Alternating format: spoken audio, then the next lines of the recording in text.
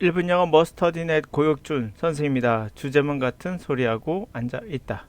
빵 셔틀 하나. 42번째입니다. 자, 주제문 전체 지문에서 하나 핵심 문장 얘기하는 거죠. 그랬을 때 아무것도 읽지 않고도 납득도 안 가는데 정답을 고를 수 있다. 이런 주장인 거예요. 납득이 가지 않는 상태에서 주제문만 찾고 그리고 묻고 따지지 말고 그냥 답을 골라라. 자, 이것은 뭐다?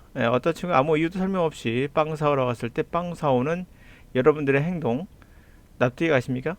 어떤 경우도 글은 납득시키기 위해서 존재하는 거예요.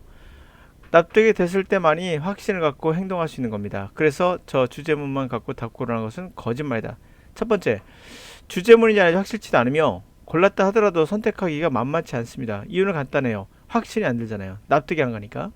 두 번째, 전개 방식입니다.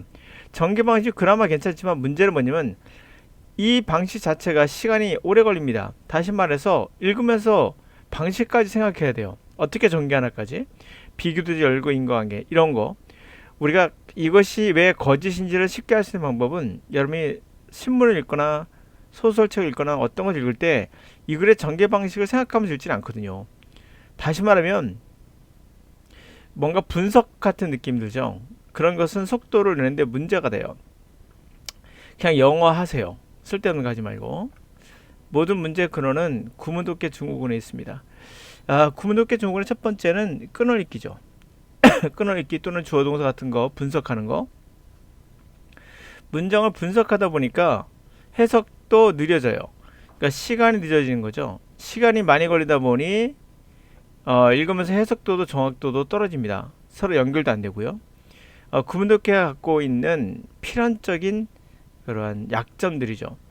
그래서 시험이나 일상생활에서 원하는 그 속도가 있죠.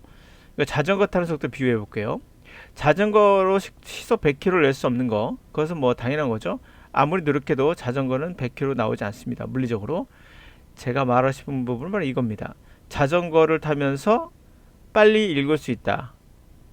시험에서 원하는 속도가 100km예요. 안 됩니다.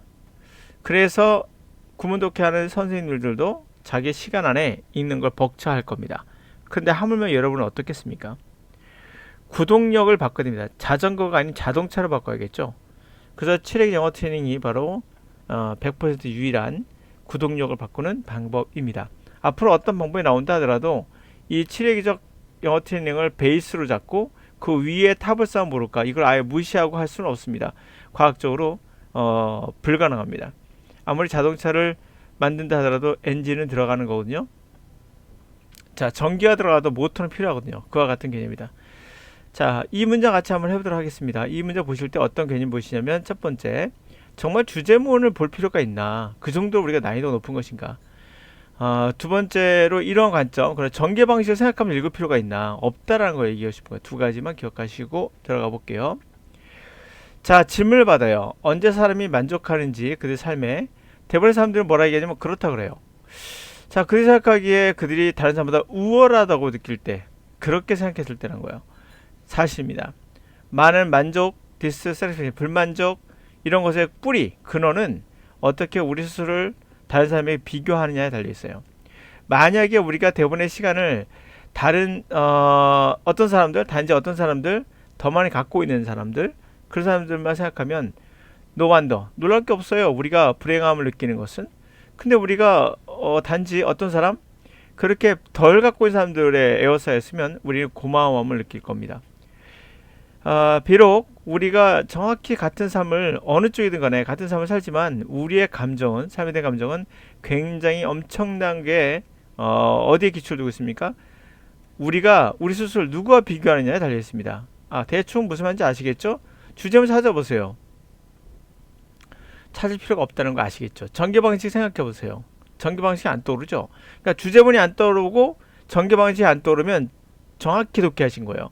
주제문이 탁 떠오르거나 전개 방식이 떠오른다면 정확히 독해한 게 아니에요. 왜요?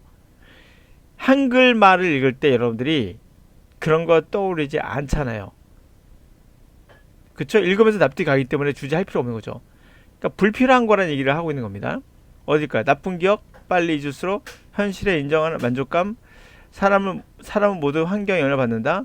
긍정적인 생각은 치료를 도한다. 사람의 감정은 비교적에 변한다. 5번이죠. 그쵸? 네, 이렇게 하면 된다는 거죠. 그러니까 주제문이나 전개 방식을 알 필요가 없다는 거예요. 그게 떠오르지 않아야 정상이라는 겁니다. 떠오를수록 이상한 거예요. 독해하는 것이 아니라 책을 읽는 것이 아니라 이상한 짓을 하고 있는 겁니다.